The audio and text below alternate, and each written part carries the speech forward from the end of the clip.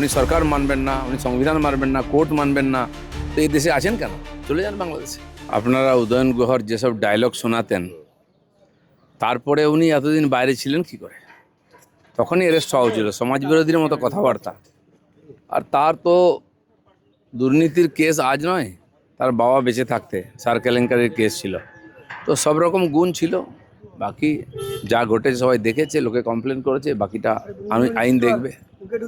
সুশান্ত ঘোষ গ্রেপ্তার বা উদয়ন ঘোষ গ্রেপ্তার হওয়ার কিছুক্ষণের মধ্যে দেখা গেল যে সুশান্ত ঘোষকে গ্রেপ্তার করা হলো কাউন্সিলর। মানে এ তো সবই এক জায়গায় একই রকম কালচার। এরা প্রত্যেক দিন এই কাউন্সিলররা লোককে ফোন করতো, ধমকাতো, টাকা চাইতো, লোকে ভয়ে বলতে পারেনি। আজ কমপ্লেন করছে, লোকে জমি দখল করেছে, অফিস দখল করেছে, ফ্ল্যাট নিয়ে নিয়েছে, কিচ্ছু বলতে পারেনি। ক্লাবকে ক্লাব দখল করে নিয়েছে, বেড়ি দখল করে নিয়েছে। এগুলো তো আমরা সবাই জানি। আজ যারা ক্ষতিগ্রস্ত হয়েছেন তারা কমপ্লেন করছেন, তার উপরে হচ্ছে একটু। মুখ্যমন্ত্রী, প্রাক্তন মুখ্যমন্ত্রী তার বাড়ির সামনে যারা নিরাপত্তারক্ষী ছিলেন 20 বছর ধরে যারা ছিলেন তাদেরকে তুলে নেওয়া হলো। নতুন করে যাদেরকে পাঠানো হলো, মমতা বন্দ্যোপাধ্যায়ের বক্তব্য তাদেরকে তারা নেবেন না এবং তারাও চলে গেলেন বাড়ি থেকে। এখন নিরাপত্তাহীনতায় নাকি ভুগছেন তিনি।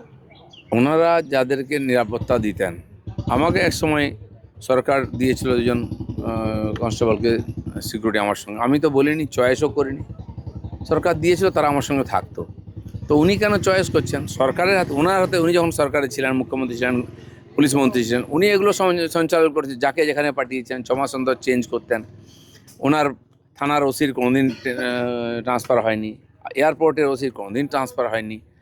তো আজকে যিনি এই মাথায় মুখিয়ে আছেন সরকারে, তার দায়িত্ব আছে যেটা দেখার, অধিকারও আছে। কাকে কোথায় পোস্টিং করবেন, কি করবেন, সেটা উনি মানছেন না কেন? উনি সরকার মানবেন না, উনি সংবিধান মানবেন না, কোর্ট মানবেন না, তো এই দেশে আছেন কেন? চলে যান বাংলাদেশে। আর একদিকে মেসি যেমন হ্যাটট্রিক করছে গোলে, অরূপ বিশ্বাসও হ্যাটট্রিক করছে হাজিরা না দেওয়ায়।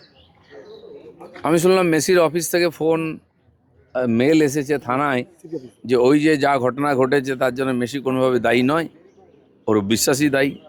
তো ইন্টারন্যাশনাল ফিগার হয়ে গেলেন অরূপ বিশ্বাস। এখন তার বিদেশ থেকে, আর্জেন্টিনা থেকে তার জন্য মেল আসছে, অনেক গুরুত্ব বেড়ে গেছে।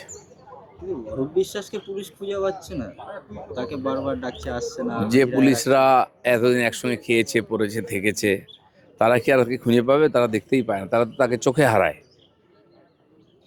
হকার উচ্ছেদ নিয়ে মমতা বন্দ্যোপাধ্যায় কালকে একটা মিছিল করেছে। এখন করুন, সময় আছে তো, আন্দোলন মিছিল করে নিজেকে একটু জীবিত রাখুন। এই হকারদের পয়সা নিয়ে বসিয়েছেন ওনার লোকেরা। সিপিএম চেঁচাচ্ছে, তারা বসিয়েছে হকারদেরকে পয়সা নিয়ে। আজকে ওদের দায়িত্ব তাদের সুরক্ষা দেওয়া, রাস্তাঘাট বিজনেস করার জন্য নয়। এতগুলো হকার কর্নার তৈরি করার পরে এত হকার আসে কোত্থেকে, আবার বসে কী করে, কেন বসেছে? সেখানে হকারদেরও দায়িত্ব, যাদেরকে টাকা দিয়েছেন, যারা বসিয়েছে তাদেরকে গিয়ে বলুন। সরকার দায়িত্ব নিচ্ছে সাধারণ মানুষকে সুরক্ষা দেওয়া, তাদের জীবনযাত্রাকে সচল করার জন্য, সেটা সরকার করবে। আরো ভালো ভালো খবর দেখতে সাবস্ক্রাইব করুন বাংলা হান্টের ইউটিউব চ্যানেল। বাংলা হান্টের আরো খবর দেখতে নজর রাখুন। বাংলা খবর মানেই বাংলা হান্ট।